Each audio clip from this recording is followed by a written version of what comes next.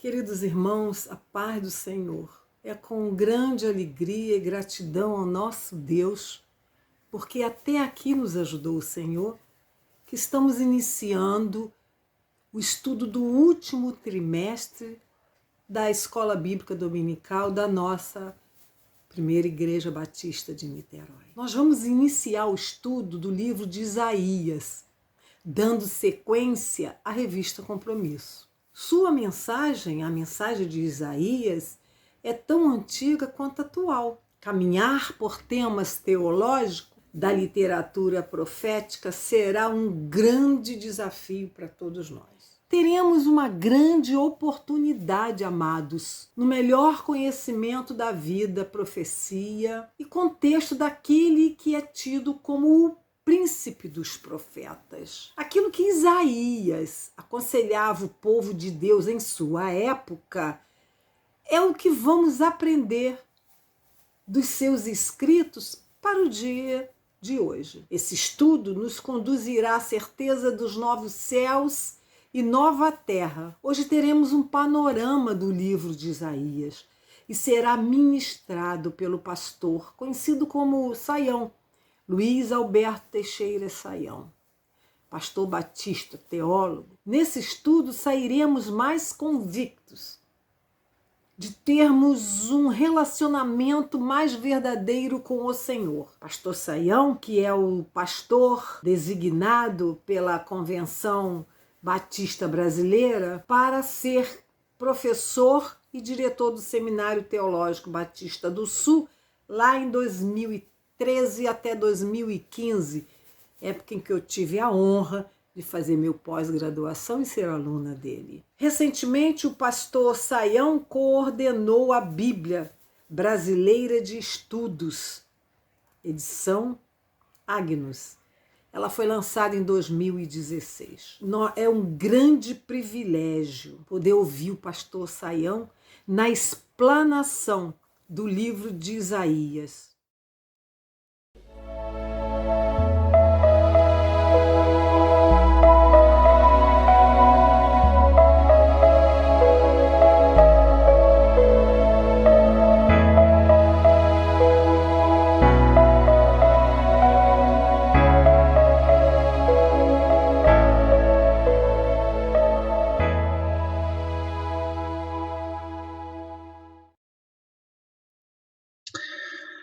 Bom, vamos começar aí a nossa aula, né, nosso momento de aprendizado a respeito de Isaías. Como nós sabemos aí agora nesse trimestre, vamos dar atenção, né, ao profeta, que é o texto profético mais longo da Bíblia, do Antigo Testamento, com 66 capítulos.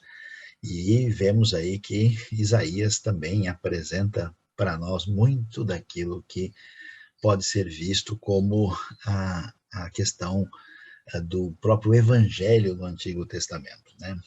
Vale a pena observar, né, que logo no começo do livro de Isaías, que está aí dentro desse grupo dos chamados profetas maiores, né, que acaba recebendo esse nome, não porque de fato tem a maior importância, mas como nós sabemos, os profetas são divididos em profetas maiores e menores, e Isaías, Jeremias, com Lamentações, Ezequiel e Daniel aí aparecem como divididos dessa maneira, e depois de Oséias até Malaquias estão os chamados 12 profetas menores, né?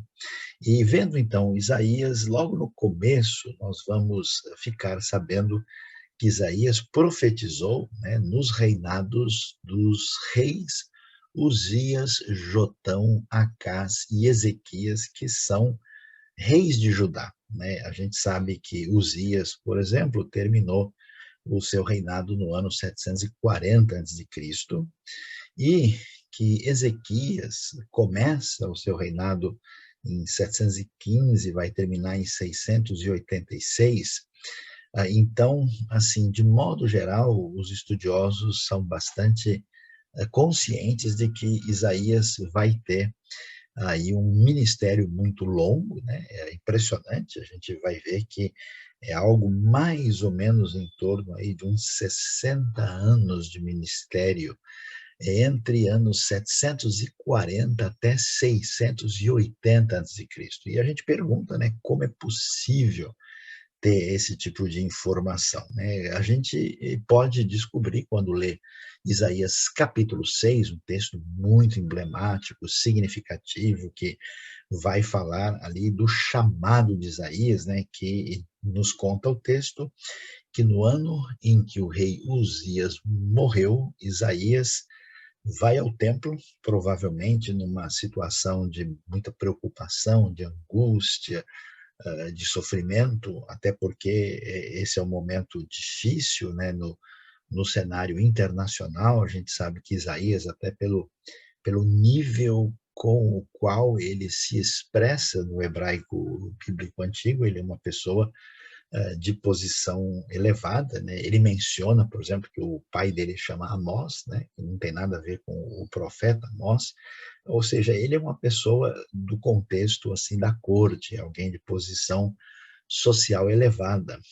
E você pode imaginar comigo aqui um jovem de 20 anos de idade começando a perceber uma série de problemas em Judá, vendo que o reinado de um rei que tinha feito um bom governo, um governo longo de 52 anos, né? O rei Uzias tinha sido rei do ano 792 até o ano 740, numa época paralela ao reinado do Jeroboão II, que era o rei do Reino do Norte em Israel, né, uma época de prosperidade, de bem-estar, mas também de muita coisa equivocada e muito desvio daquilo que é a vontade de Deus, tanto em Israel como em Judá.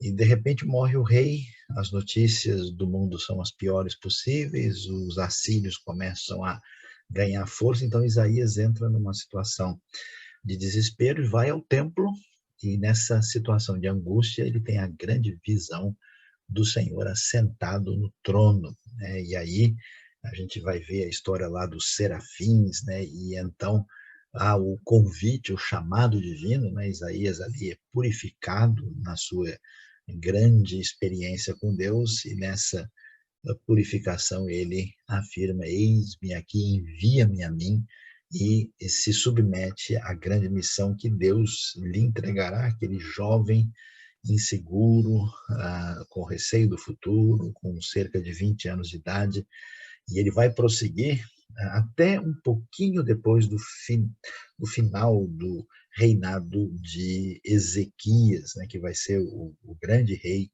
de Judá, que vai, vamos dizer, segurar aí a invasão do Império Assírio na ocasião, quando invade Jerusalém, através do comando de Senaqueribe, né?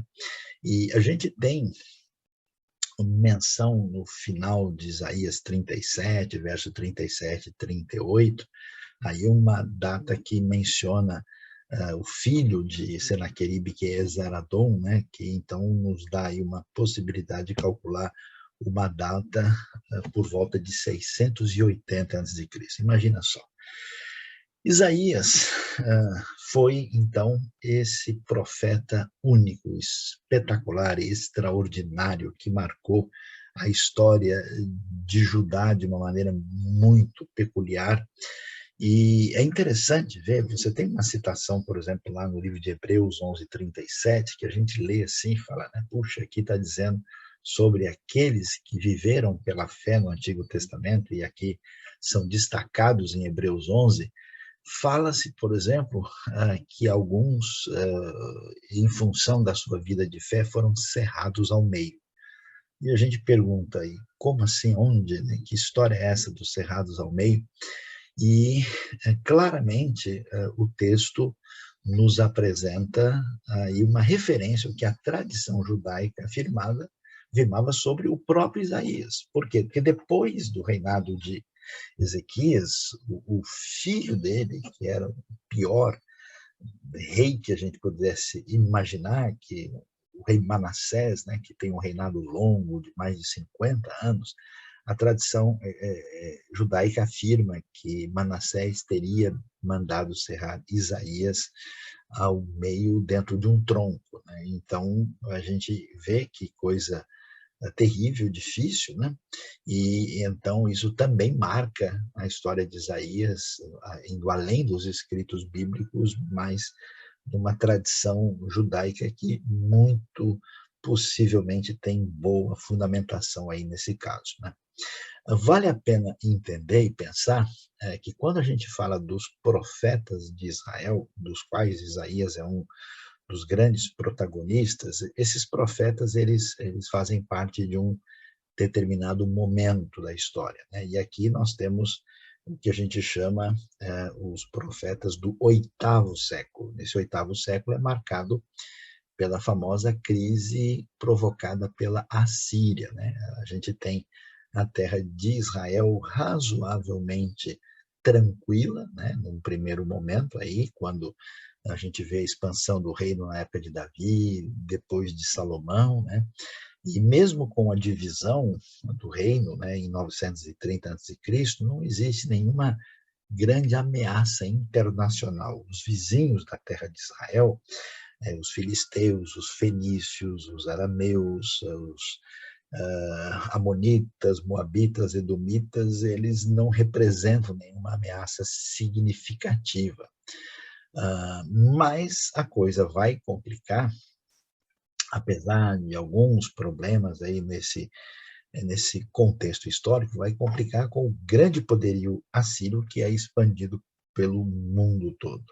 E essa época nós vamos ter o surgimento de 4 profetas que são importantes, 2 deles no Reino do Norte, que vão ser exatamente Amós e Oséias, e no Reino do Sul, em Judá, Isaías e Miqueias, né? É interessante isso porque a gente tem que entender o contexto histórico, né? O que está acontecendo e por que que surge toda essa preocupação, por que que os profetas começam a ter um papel protagonista nesse momento, e a razão é bastante nítida, né? O que acontece é que Deus tinha feito uma aliança com Israel, uma aliança que exigia, né, uma reciprocidade, uma obediência a Deus, essa aliança que foi feita lá no Monte Sinai, mencionada particularmente em Êxodo capítulo 20, e os israelitas não guardaram essa aliança. Então, a Bíblia diz claramente, os profetas vão ressaltar isso, que Deus então vai entregá-los às nações. Eles foram atrás dos deuses das nações, então serão entregues às nações. Mas, ao mesmo tempo, a pergunta é, e então, com essa situação haverá alguma esperança no futuro? Então, nesse caminho entre o juízo e a expressão de esperança, a profecia literária, a profecia clássica surge, né? E aí Isaías, você vai ver, por exemplo, se analisar com atenção, tem muita coisa semelhante entre Isaías e Miqueias. Miqueias é um pouquinho depois do início do ministério de Isaías, aí a maior parte de Miqueias é por volta do ano 700 a.C., e Amós, um pouco anterior a Isaías, apesar de que é um profeta do Reino do Norte, e, vamos assim dizer, Oséias é bem aí paralelo ao ministério de Isaías. Então, esses homens de Deus são chamados para trazer a palavra divina nesse momento complicado. Agora, olhando para a realidade do livro de Isaías, a gente vai observar que esse livro de 66 capítulos, ele tem assim uma diferença expressiva, né? A primeira parte do livro, ela vai até o capítulo 39, né?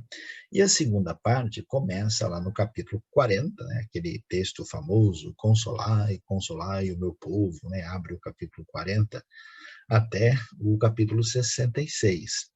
E por que o teor, né, o perfil dessa primeira parte é diferente da segunda parte? Muitos estudiosos chegaram a dizer, não, na verdade a gente tem que 2 livros de Isaías.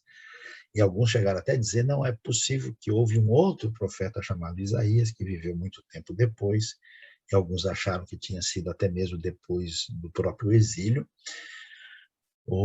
E que depois os dois livros tinham se reunido numa obra só, né? Isso é uma discussão que os estudiosos apresentam, mas não existe um consenso definitivo sobre isso. De qualquer maneira, a gente sabe que Deus pode muito bem levar o seu profeta a fazer profecias à distância, né, de situações inusitadas, e sabemos também que existe uma unidade no livro como um todo. Mas, de fato, chama a atenção que a primeira parte é muito marcada por advertências, e a segunda parte ela entra com uma proposta de consolo, levando em conta o fato de que o Deus que traz o julgamento também é um Deus que vai consolar na direção da restauração. Portanto, o que a gente vai observar aí nesse cenário todo, né?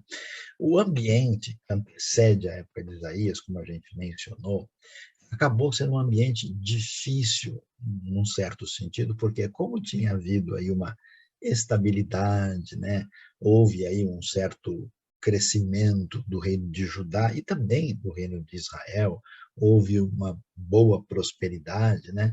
Aí o pessoal começou a fazer um raciocínio meio complicado. Eles pensavam o seguinte, ó, se quando a gente está servindo a Deus, dá tudo certo na nossa vida e os resultados são favoráveis, e como a gente está aqui desfrutando, né, de prosperidade, bem-estar, isso quer dizer que Deus deve estar aprovando a nossa conduta. E esse caminho trouxe uma série de situações complicadas, né? Mesmo depois do reinado extraordinário de Uzias, né, a gente tem também, né, Jotão, né, na sequência, e próprio Ezequias, que foi um rei muito especial, né?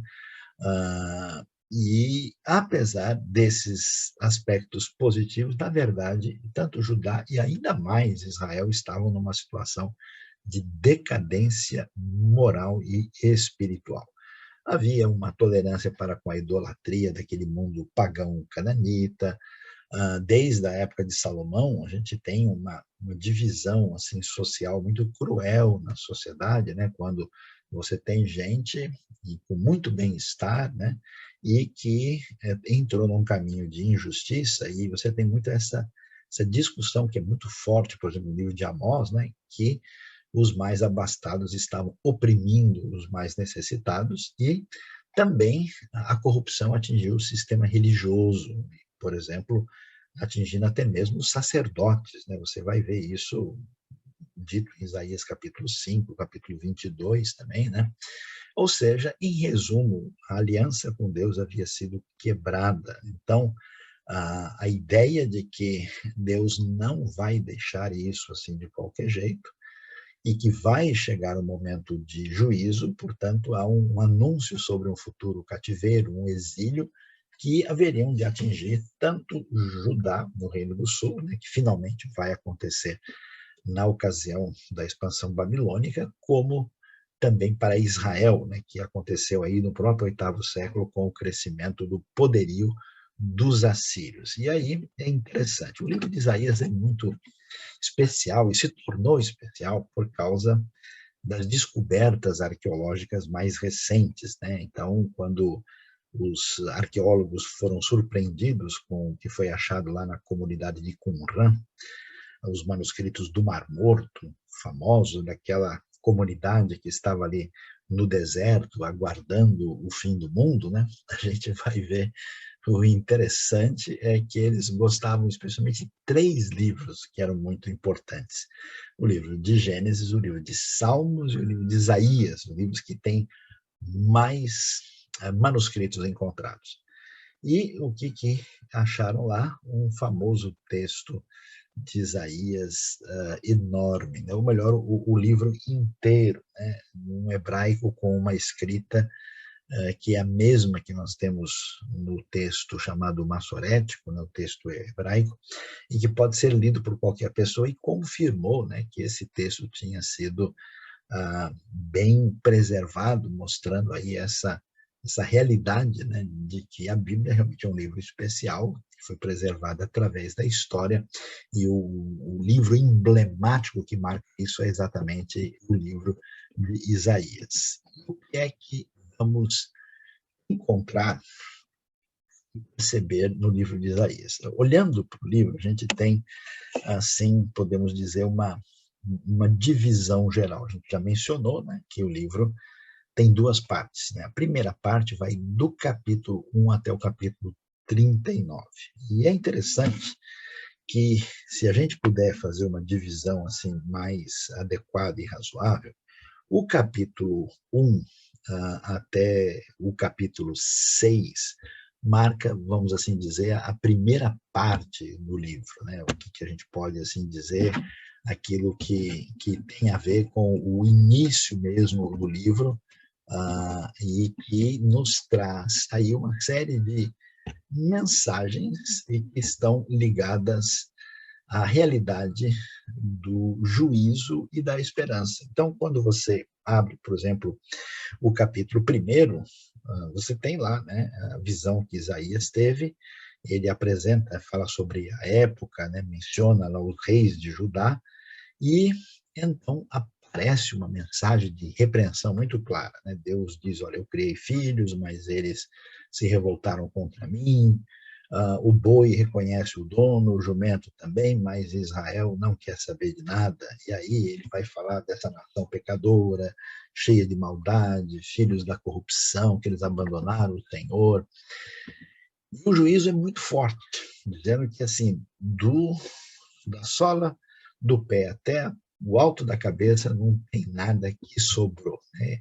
A terra está devastada, cidades destruídas, e provavelmente aqui vai falar do momento quando os assírios chegam, né? Interessante o versículo 8 dizendo: só restou a cidade de Sião como tenda numa vinha, né? Mostrando que os assírios não conseguiram conquistar Jerusalém, né, que é um texto muito importante e destacado em Isaías, quando Senaqueribe cerca a cidade, mas não conquista.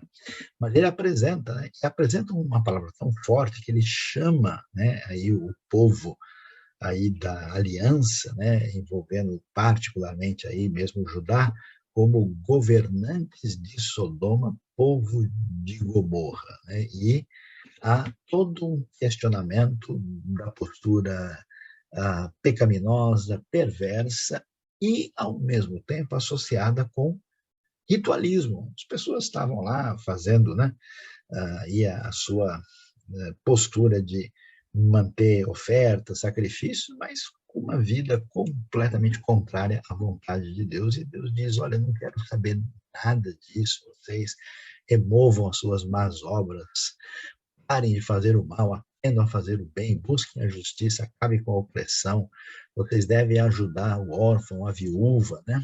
E então ele os convoca, uma coisa que é forte, né, no contexto da profecia, particularmente em Isaías, é que eles devem se arrepender, voltar a Deus para obedecer-lhe, e eles deveriam, então, mudar os seus caminhos, e a descrição dessa situação, ela é realmente terrível, e a palavra aparece aqui. É interessante a gente ver isso, porque é uma característica nítida dos profetas, uma palavra assim que é sempre forte. Ela nunca é uma palavra assim meio sem sal e sem tempero, ela é muito pesada. Quando o profeta traz a mensagem, vamos assim dizer, ele bate forte, né? E, de certa forma, quando você lê o Novo Testamento e vê a postura de Jesus, quando Jesus bate de frente com os religiosos hipócritas e perversos do seu tempo, Jesus vai agir de maneira muito semelhante aos profetas do Antigo Testamento. Ele vai estar nessa mesma sintonia com a sua postura de não, assim, desculpar a maldade explícita e definida que aparece lá, né? E ao mesmo tempo em que o profeta fala dessa maneira, é curioso a gente ver um outro aspecto que vai surgir, por exemplo, no capítulo 2, né? Quando a gente lê o capítulo 2, uau, a gente leva um susto, assim, parece que Isaías mudou totalmente o que aconteceu no capítulo 1. Né? Diz ele que essa é a visão a respeito de Judá e de Jerusalém. Ele diz assim: nos últimos dias, o monte do templo do Senhor será estabelecido como principal, será levado acima das colinas, e as nações correrão para ele. Muitos povos virão e dirão: venham, subamos ao monte do Senhor, ao templo do Deus de Jacó, para que ele ensine os seus caminhos, assim andemos em suas veredas, pois a lei sairá de Sião, de Jerusalém, virá a palavra do Senhor. Uma expressão muito importante, conhecida, né, que está inclusive no hebraico dizendo que mitzion tetse Torah udvar Hashem Mirushalayim, né, essa ideia de que a lei sairá do Senhor e a palavra do Senhor vem de Jerusalém. E aí Deus julgará as nações, resolverá as contendas, as espadas, os arados e as foices vão desaparecer, né? Ou melhor, as espadas vão virar arados e as lanças vão virar foices, né? Ou seja, um instrumento de guerra vai ser instrumento agrícola, né? E uma nação não vai pegar mais em arma para atacar a outra e não vão mais se preparar para a guerra, né? E qual que é a ideia? Da mesma maneira como a gente tem a palavra de juízo, o profeta vai especialmente em sintonia com aquilo que envolve a aliança que Deus fez com Davi, né, que ele haveria de reinar por meio do descendente de Davi, existe a expectativa de que a esperança final do reino do governo divino vai se estabelecer. Então é interessante como o profeta pula assim, numa palavra de condenação forte, pesada, e depois ele entra nessa sintonia de esperança fundamentada nessa aliança que Deus faz.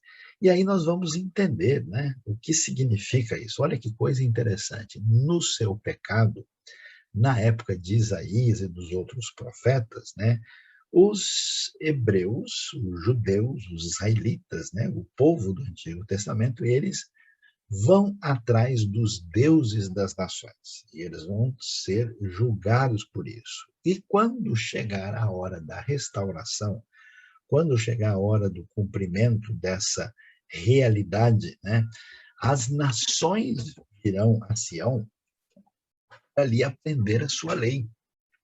Interessante que nesse momento de idolatria e de contenda e conflito entre os povos, um dia isso se desdobrará numa mudança de cenário quando todo mundo olha para o monte do templo do Senhor, acima de todos os outros, porque de lá sai a palavra do Senhor de Jerusalém e vai acabar o conflito entre as nações com o reino do divino que se estabelece, e aí a gente entende a conexão que isso tem com o Evangelho, né? Quando o reino de Deus chegar, ele chega fazendo já diferença, sendo Jesus o príncipe da paz e certamente estabelecendo os paradigmas para a futura manifestação completa desse reino, já no caso da segunda vinda, né?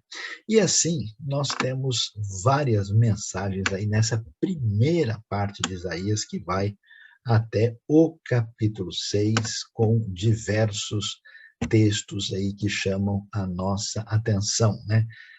Os textos são muitos e eles às vezes estão falando sobre uma realidade que tem a ver com o contexto da própria época em si, e às vezes ampliam o seu horizonte profético falando de uma realidade daquilo que irá acontecer no futuro. E lembrando também que mesmo na época de Isaías você tem um cenário aí bem diferente entre o início e o desfecho do seu ministério, né? E assim a gente vai ver essa realidade apresentada aí.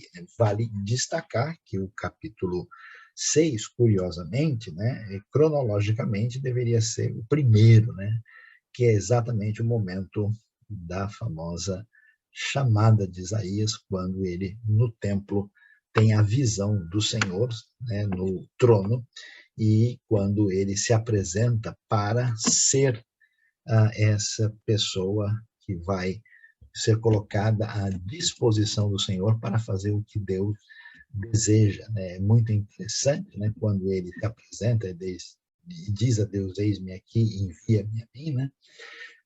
Deus diz que a sua tarefa será dura, né? E a gente vai ver isso em Isaías, nos outros profetas e também na própria palavra de Jesus, né? Quando ele diz que esse povo, né, vai estar sempre ouvindo sem entender. Isaías 6, verso 9. Né? Eles não vão perceber, o coração deles vai ficar insensível, os ouvidos sem ouvir, né?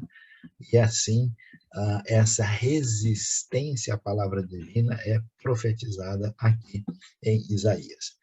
Interessante que depois, aí nós temos, digamos, um novo trecho do livro, né? Que vai do capítulo 7 em diante. Né? Nós temos aí, inclusive é um texto muito interessante, importante, porque é um momento difícil quando nós temos o reinado de Acás, né? Lembra lá? Nós temos Uzias, Jotão, Acás e Ezequias. Então, o reinado de Acás, que no caso é neto de Uzias, né? E aconteceu o seguinte, ele era o rei de Judá, reino do sul.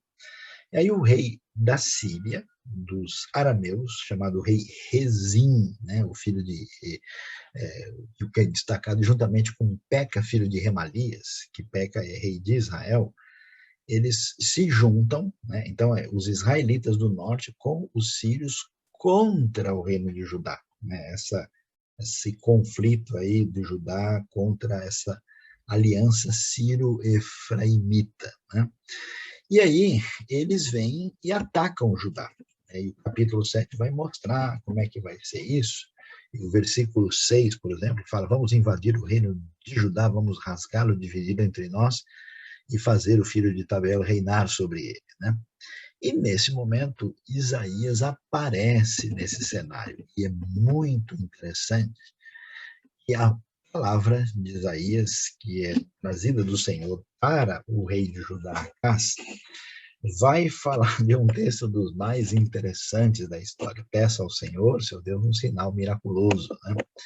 E o Acás diz, olha, eu não vou pedir, mas Isaías então vai dizer o seguinte, né?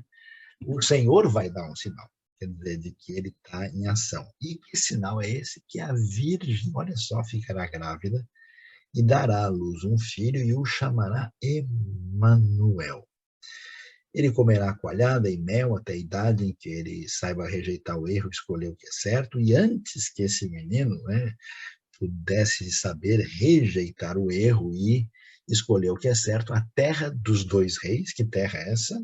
Lá dos sírios e dos israelitas, essa terra ficará deserta. O Senhor tratará o rei da Assíria, trará o rei da Assíria sobre você, sobre o seu povo, sobre a sua descendência. Interessante, o que acontece aqui? Essa ameaça é muito séria, porque ela envolve a destruição do reino de Judá. E qual que é o problema? O reino de Judá tem a aliança davídica que vai ser mantida até chegar o rei davídico, que é o Messias. E essa destruição, portanto, é um problema teológico muito sério. E aí, então, Deus diz, olha, não se preocupe, porque antes de que isso aconteça, a virgem vai engravidar e dar à luz um filho. Quem é essa virgem? Provavelmente, uma das grandes possibilidades seria talvez a própria esposa de Isaías, que ainda era virgem na ocasião, ou talvez do rei Acás, né? E que depois veio a engravidar mais tarde, porque não temos detalhes aí sobre ele ainda, né? E quando essa virgem que depois casou e engravidou teve um filho, esse filho significa Deus conosco, Emanuel, quer dizer Deus está conosco e isso não acontecerá. Ou seja, a dinastia de Davi com a linhagem messiânica, ela é preservada por meio desse sinal especial. Então, antes que eles fizessem isso, o rei da Assíria, os assírios iriam invadir lá a terra dos arameus, dos sírios e dos israelitas e iriam acabar com tudo isso. E da mesma maneira, por isso que esse texto é tão importante, porque esse texto vai aparecer no Evangelho. E numa proposta de sintonia muito clara com o que nós vemos aqui. Nós vemos o quê? Que Jesus também, como o descendente de Davi, como aquele que faz parte dessa linhagem que tem a ver com o Reino do Sul, vai chegar o momento em que, da mesma maneira como Deus preservou o reino lá atrás, Deus preservará aqui por meio de um outro sinal, e esse sinal especial e definitivo. Agora, não é só uma moça que depois haveria de se casar e ter um filho. Agora não. É uma virgem que milagrosamente terá um filho, e esse filho será chamado Emanuel. Assim como Deus conosco impediu a destruição lá atrás, né, do reino de Judá, da dinastia de Davi, da mesma maneira, esse Emanuel, Deus conosco, está presente agora no nascimento de Cristo Jesus, que nasce da Virgem de maneira milagrosa, e quer dizer Deus conosco no sentido pleno da palavra. Está vendo só como a coisa tem uma amplitude especial, e a gente entende, né, o texto no seu contexto primeiro e depois também.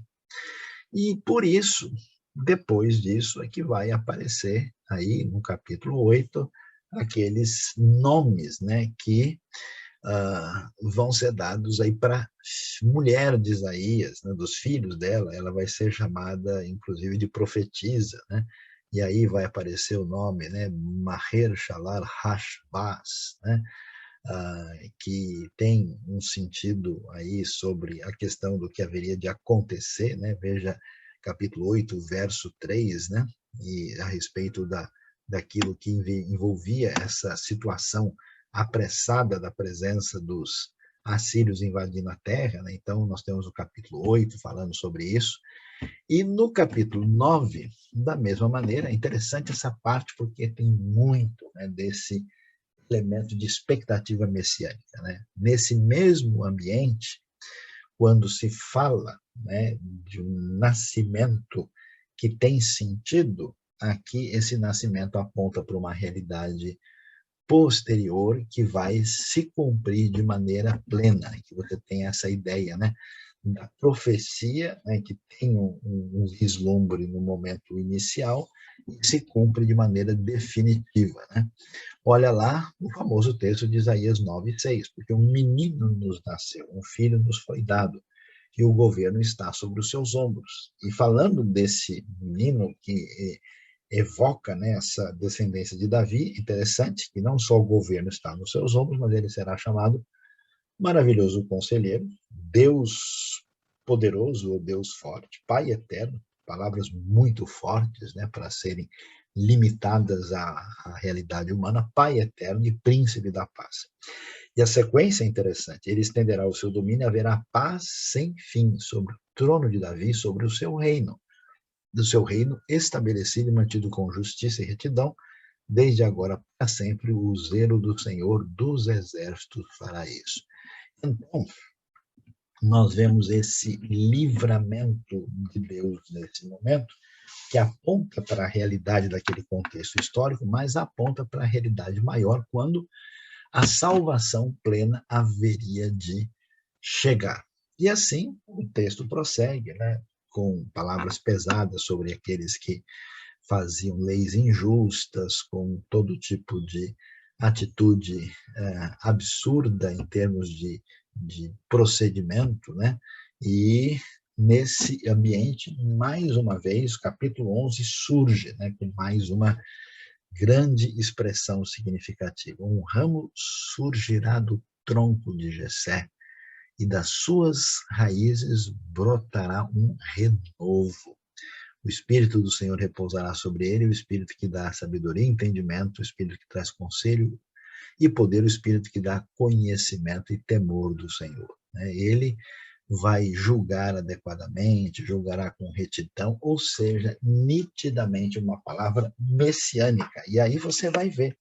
Veja que é interessante que Mateus vai dizer que Jesus haveria de ser chamado de Nazareno. Quando você procura no Antigo Testamento, não tem nenhum texto que fala que o Messias será chamado Nazareno. Mas esse texto de Isaías 11 é interessante, porque quando fala que um ramo surge do tronco de Jessé, ele está fazendo referência à oliveira, né?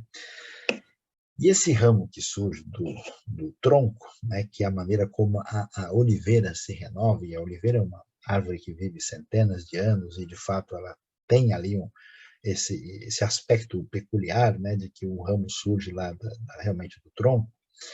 E aí, aí surge esse renovo, né, das raízes, e essa palavra que diz respeito aí a essa característica do ramo que surge da oliveira, é a palavra netzer.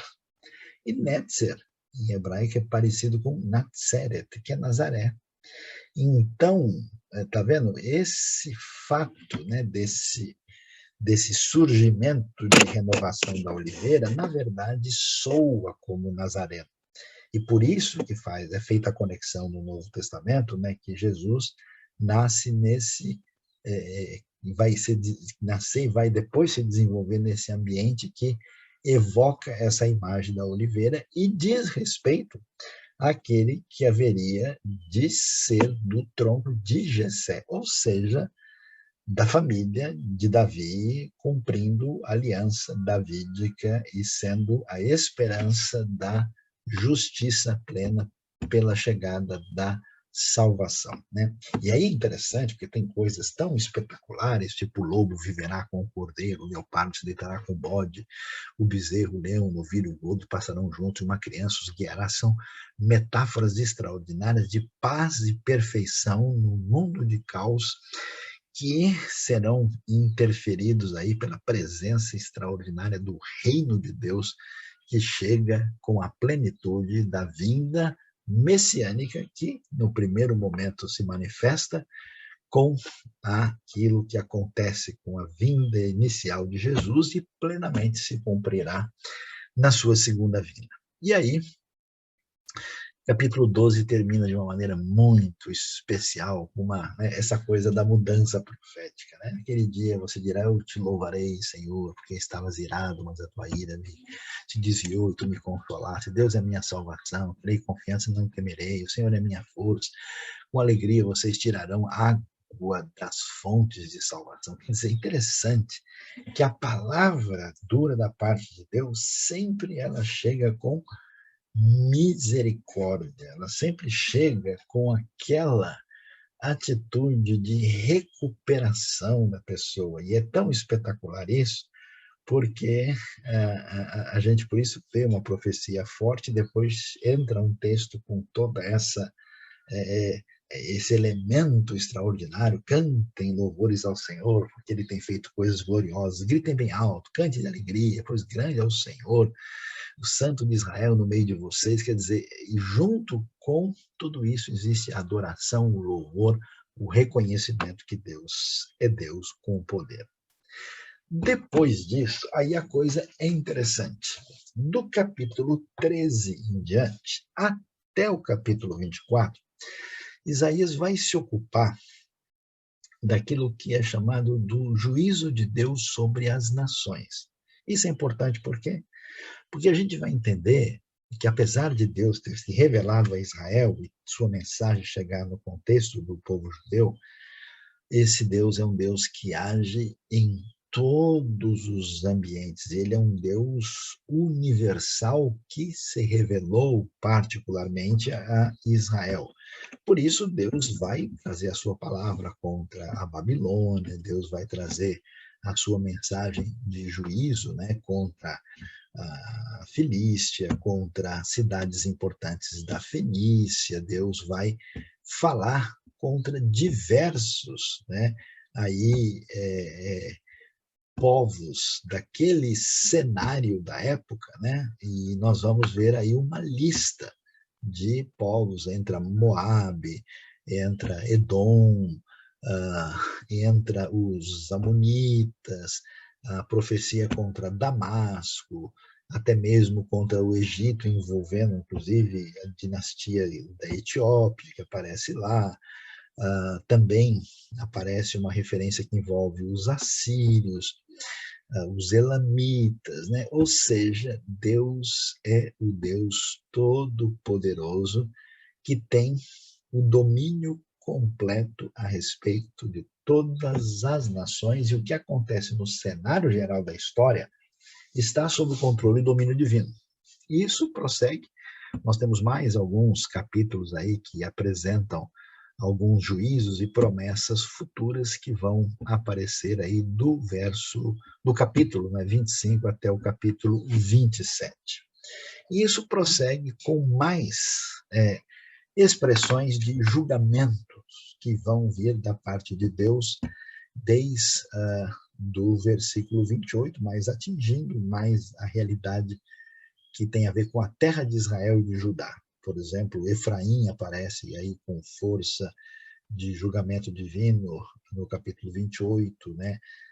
Ariel, que é uma referência à própria Jerusalém, no capítulo 29, né? E toda essa descrição daqueles que confiam nas nações, confiam nos ídolos, agem com maldade, aparece destacado aí nos próximos capítulos, que vai até o capítulo 33, com um destaque especial na sequência para capítulo 34 e 35, com um tema importante que vai ter desdobramento no Novo Testamento, né? Quando se diz que Deus está preparando aí a manifestação da sua ira, que deve ser manifestada naquele momento que vai ser chamado de o dia do Senhor, né? Ou seja, o dia em que Deus resolve realmente entrar em ação para trazer o seu julgamento. Então, o destaque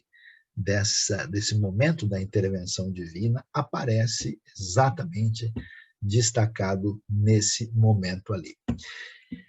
Finalmente, nessa primeira grande parte de Isaías, capítulo 36 a 39, nós temos a famosa história de Ezequias na ocasião de Senaqueribe. Isso ocupa os capítulos 36 até o capítulo 39. É muito interessante ver o que a gente vai observar. Ezequias deveria, pensando humanamente, fazer uma aliança com os assírios e submeter ao maior poderio do mundo para desfrutar de uma certa paz e segurança na sua época. Mas ele se recusou a isso. Então, os assírios, que exigiriam, né, que Ezequias também jurasse fidelidade aos seus deuses e submetesse a eles, eles invadem Judá com a tentativa de destruição de Jerusalém.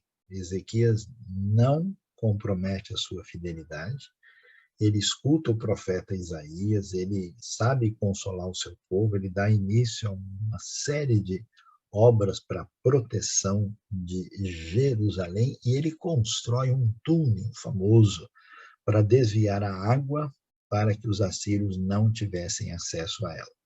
E Ezequias, surpreendentemente, vai resistir ao poderio assírio, de tal maneira que a arqueologia comprovou a descoberta desse túnel e os registros que foram encontrados lá, né, bem como os registros na própria Assíria, confirmam que, de fato, foi isso que aconteceu. Né? É surpreendente ver, e aqui é interessante que mesmo no momento de crise, de pior situação possível, você vê Ezequias que, juntamente com Josias, vão ser as duas grandes referências de submissão a Deus, de dedicação a Deus e de fidelidade à aliança com o Senhor, ele vai conseguir encarar e enfrentar e sair livre diante da ameaça do maior império do mundo, que era exatamente o Império Assírio. E é realmente impressionante, né, o que vai acontecer. E Ezequias, então, sai de cena, né? Há outras informações sobre ele nos outros livros da Bíblia, em Crônicas, em Reis, e ele sai aí de cena, e aí a gente entra na segunda parte de Isaías, que vai do capítulo 40 até 66, e muda o cenário completamente, né? Você vai ter uma série de mensagens de consolo, especialmente do capítulo 40 até o capítulo 48. Por exemplo, né, diz o começo do 40, encoraja Jerusalém, anuncie que ela já cumpriu o trabalho que lhe foi imposto, pagou por sua iniquidade, recebeu da mão do Senhor em dobro por todos os seus pecados, né? E aí surge a famosa frase que vai ter desdobramento messiânico: no deserto prepare o caminho para o Senhor, faça do deserto um caminho reto para o nosso Deus, né? E surge nesse ambiente de consolo, né, a ideia nítida de que Deus vai intervir no futuro para trazer uma salvação, e uma salvação que vai ser ampliada de maneira especial. E isso aparece aí, né? E a gente começa a ver duas coisas que chamam a atenção. Essa parte de Isaías vai realmente mostrar a loucura e a realidade sem sentido que significa ir atrás dos ídolos das nações. Mas de uma maneira curiosa. Ele diz que os ídolos das nações não são nada, né? Que é uma coisa assim, absolutamente sem nenhum sentido, né? Porque o sujeito pega lá um pedaço de madeira, né? E ele faz com isso, né?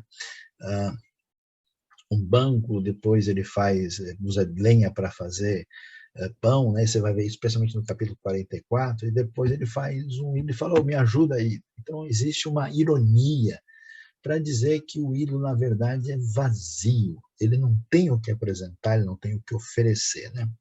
E nesse ambiente de mensagens especiais de consolo e de crítica e da inutilidade da idolatria, é interessante, um dos destaques mais especiais que surge nesse contexto de Isaías e que vai prosseguir, né? A gente vai continuar tendo outros casos, são os famosos cânticos do servo do Senhor. Aparece um, por exemplo, logo no capítulo 42, eis o meu servo a quem sustento, o meu escolhido, em quem tenho prazer, porém nele o meu espírito, e ele trará justiça às nações. A gente vai ver isso, e vamos ver, por exemplo, no capítulo 49, né, vai aparecer também um outro cântico do servo, são 4 cânticos, né, que aparecem aí, e olhando à primeira vista, você vai ver que existe uma certa identificação com esse servo.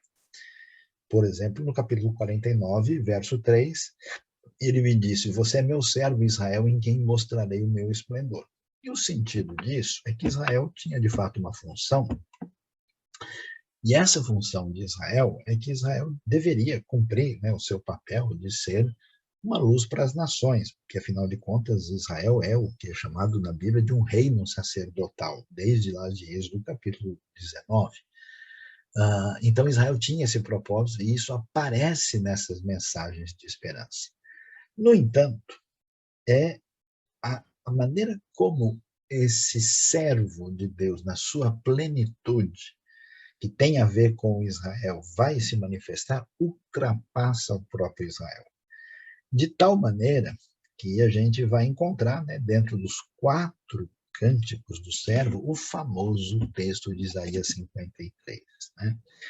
Vai mencionar esse servo do Senhor da seguinte maneira: que ele cresceu, né, como um broto tenro, como uma raiz saída de uma terra seca, não tinha beleza ou majestade que nos atraísse, nada na sua aparência para que o desejássemos, ele foi desprezado, rejeitado pelos homens, né? E ele tomou sobre si as nossas enfermidades e levou sobre si as nossas doenças, contudo nós o consideramos castigado por Deus, por ele afligido e afligido. Ele foi transpassado pelas nossas transgressões, esmagado por nossas iniquidades, o castigo que nos traz a paz estava sobre ele, pelas suas feridas fomos sarados. O Novo Testamento vai deixar claro que essa coisa curiosa que diz que ele sofreu, né, pelas nossas transgressões, quer dizer, esse servo sofreu pelas transgressões do povo, que dificilmente poderia ser o povo sofrendo pelas transgressões do próprio povo. De modo que esse servo que é apresentado perfeito, ele é como um cordeiro levado ao matadouro, ele não abriu a sua boca, bem diferente do comportamento do povo. Ele teve o seu túmulo junto com os ímpios, com os ricos ficou na sua morte, e foi da vontade do Senhor esmagá-lo e fazê-lo sofrer, né?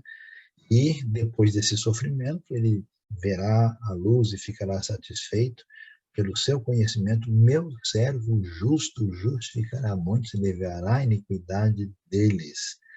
Nesse sentido, é muito claro como o Novo Testamento vai revelar que esse papel de servo especial de Deus, que tem um elemento em Israel, se desdobra na figura do servo do Senhor, servo sofredor, que vem a ser o Messias que morre pelos nossos pecados. E vemos especialmente em Isaías 53, de fato, o Evangelho no livro de Isaías. E assim, nós vamos ver que o Novo Testamento vai apontar para essa realidade vários elementos ligados ao que acontece com a vida e a obra de Jesus Cristo, nosso Senhor e Salvador. E Isaías vai prosseguir, né, com uma série de mensagens extraordinárias.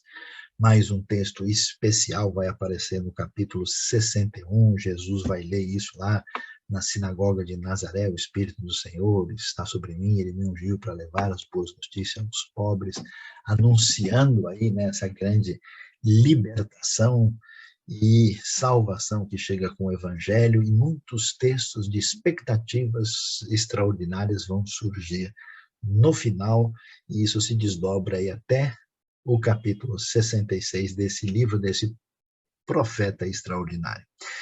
O que é mais maravilhoso nessa história toda é que esse grande profeta, que eu diria talvez o profeta mais significativo de todo o Antigo Testamento, aconteceu na vida de um jovem, num momento de grande crise mundial e local, quando ele, sem expectativa do futuro, chegou diante de Deus, e nesse momento, diante de Deus, ele sem saber o que fazer, e Deus o chama para fazer a sua vontade. Isaías só aparece diante de Deus apresentando a sua boca suja, sua boca, os seus lábios impuros.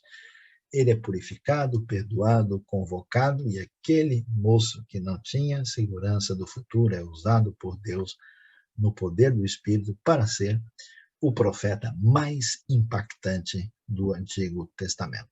Sua mensagem é de fato extraordinária e certamente tem muito a dizer para a nossa vida.